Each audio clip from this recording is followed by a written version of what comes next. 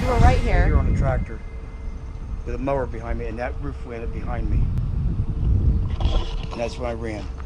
It was time to run.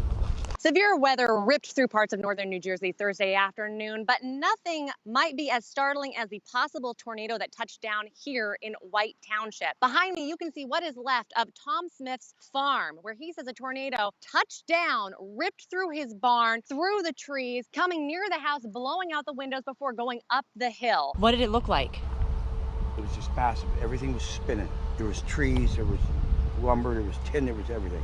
Just spinning. Now, he took me for a tour around the farm. We actually went into the barn underneath. This farm has been in his family since 1948. The barn is over 100 years old. The basement is the only thing left. Inside the basement, we were there. He showed me one of the foundation rods. Only one had come down. Did you think you were going to make it out alive? No, I didn't.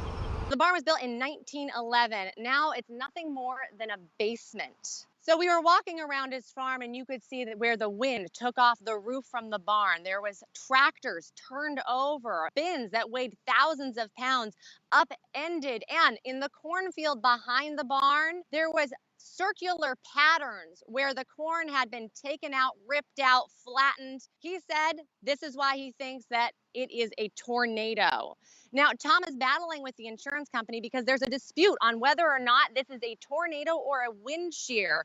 Before this event happened, the National Weather Service did send out an emergency alert that this was a tornado warning, but afterwards, some local authorities have been calling it a wind shear. Now there's going to have to be some experts on the ground to take a look at this because this could actually mean a huge difference in his insurance payout. And as you can see behind me, this is his livelihood. He makes a living off of this farm.